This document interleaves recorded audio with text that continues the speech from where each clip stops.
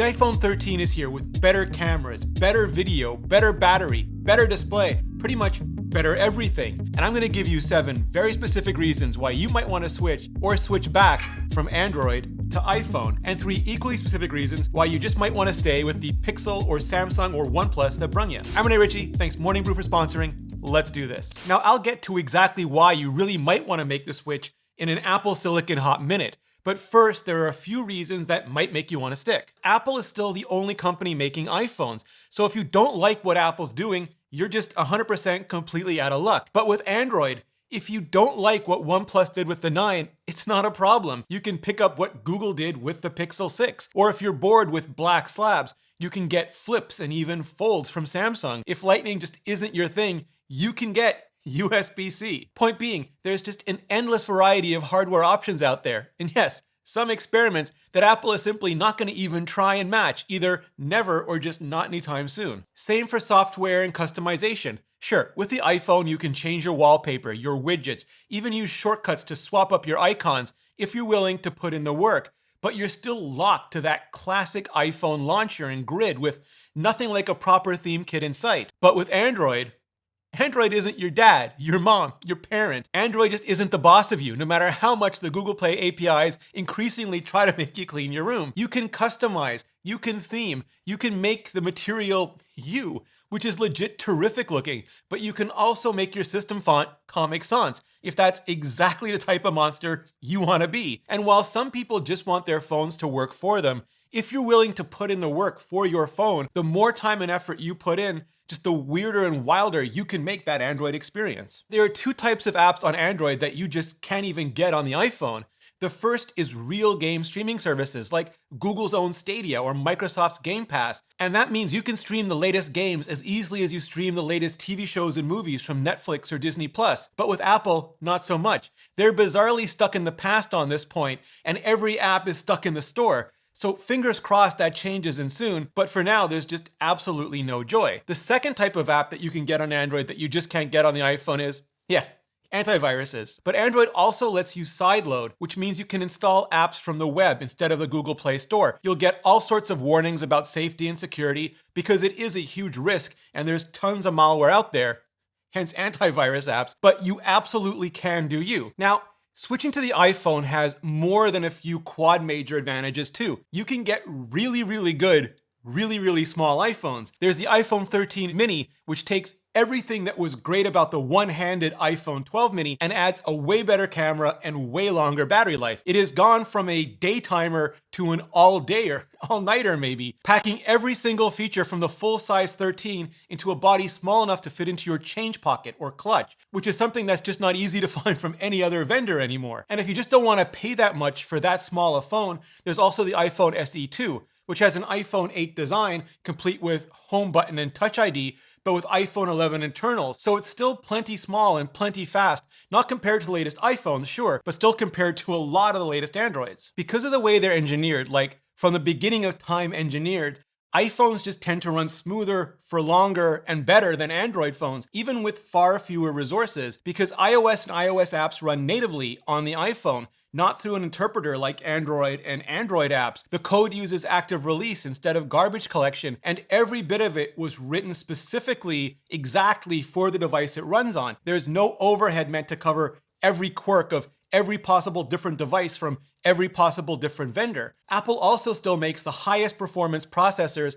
calibrates everything about the display and imaging pipeline at the factory, custom designs every power management and audio system, and the list just goes on and on and on. And the results are, if you just look at the specs and see 4 to 6 gigabytes of RAM, or a physically smaller battery, or 120 hertz refresh rate, or a non-pixel binned, non-periscope camera, you still get the highest quality, best experience using an iPhone. They load and scroll and last and shoot way better than a similarly or even much higher spec Android device. And if you're on Android outside of China, with very few exceptions, you're on Google. And that's totally fine for a lot of people, great even for many people. Google makes it so that you can pick up almost any Android device, log in with your account, and be up and running just lickety-split. With an iPhone, you can use your Apple ID, which you might already have from iTunes back in the day or an iPad now or whatever, and be up and running every bit as quickly. But if you love you some Google and want to stick with all of their services as well,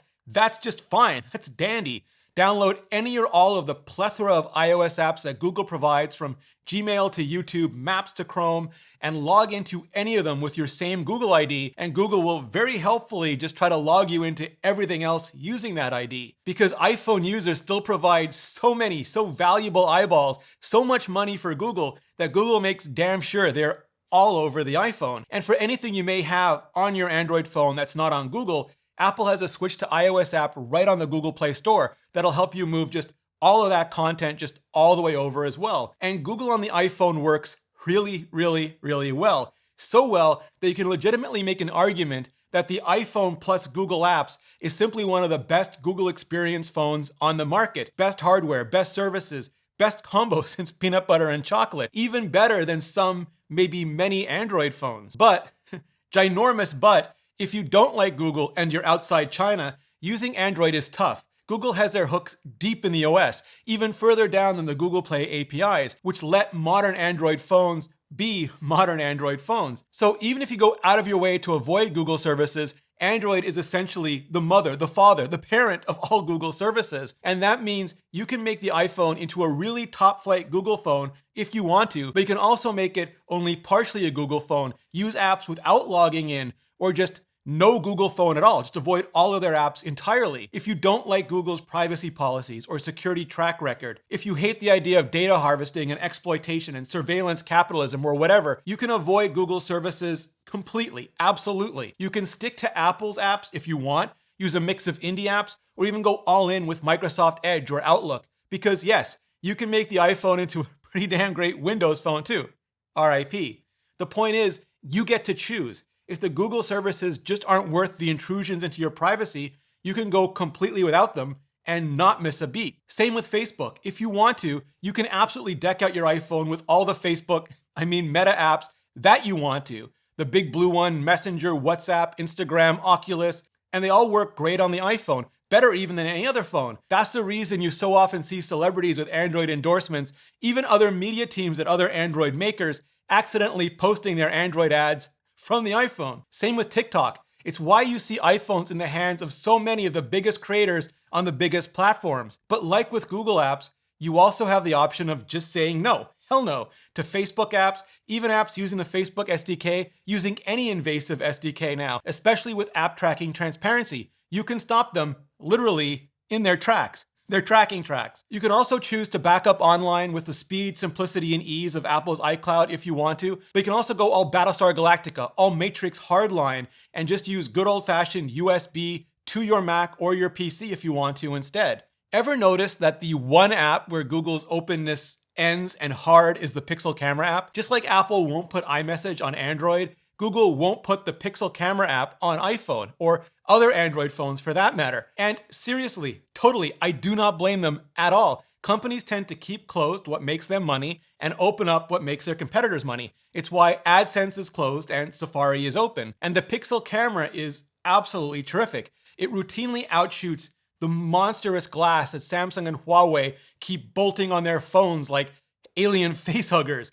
But Apple's also doing something really special with their cameras as well, with hardware like in-body image stabilization or IBIS, to ProRAW, to color matching not just between cameras, but through the entire imaging pipeline from capture to display, and computational photography that's built into the silicon, so a lot of it runs in real time, like a real camera, in the live view, instead of being shunted off to a post-process, and it launches fast and saves every frame, so you never miss a shot. And Apple still has the best video in the business, now up to Dolby Vision HDR in 4K 60 with ProRes as well. Likewise, the depth and quality of photo and video apps on the iPhone is simply unmatched, maybe unmatchable, given it's just easier to make apps for hardware as consistent as the iPhones. And sure, everyone talks about the value and power of Apple's ecosystem, but it's for a reason. When you buy an iPhone, you also get all the free apps Apple makes for it. Free as in free, not free as in your data, including the iWork suite, GarageBand, iMovie, and more,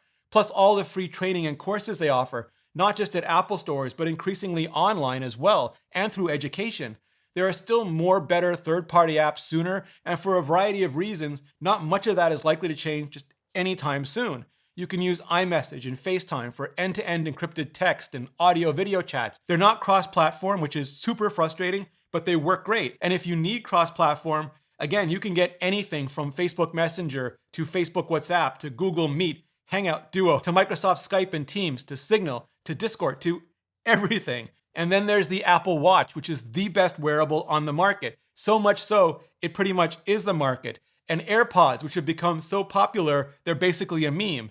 If you have a Mac or iPad, Continuity lets you share cellular data, copy and paste clipboards, and even sync not just data, but state between apps. So you can put down a half-written email on your iPad, pick up your iPhone, swipe, and just keep typing that email. And of course, AirDrop, which lets you send files back and forth so quickly and easily, you literally start feeling lost without it. And with the Apple Silicon Macs now, you have laptops that are as fast as some workstations with all-day battery life, totally, completely, and always in sync with your iPhone.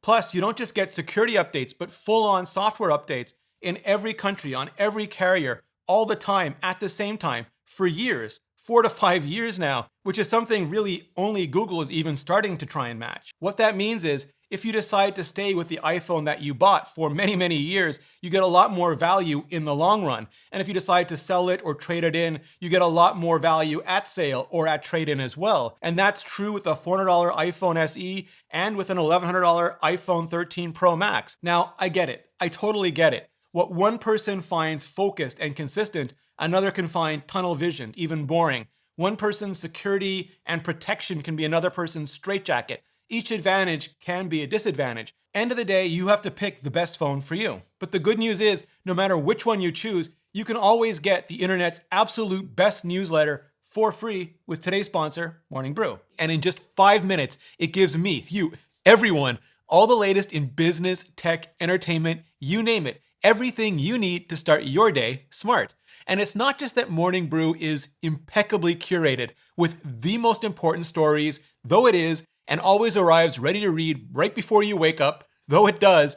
It's just so well written, snappy, informative, irreverent, energetic, and yeah, completely 100% free. 7 days a week, Monday through Sunday. Just click the link in the description to get your daily stonks and crypto highlights and stories like today where I learned all about Disney Plus slowing growth and what Apple going all in on 5G really means for investors. It's Morning Brew. It's free. It takes all of 15 seconds to subscribe. And it starts your day off smart. Just hit the button on the screen or click the link in the description, and not only will you get a free newsletter you'll actually read, but one you'll consistently enjoy. And clicking on that button really helps out the channel. And so does hitting up the playlist above for everything on the iPhone 13. In-depth reviews, comparisons, features, all of it. So just hit up that playlist, and I'll see you in the next video.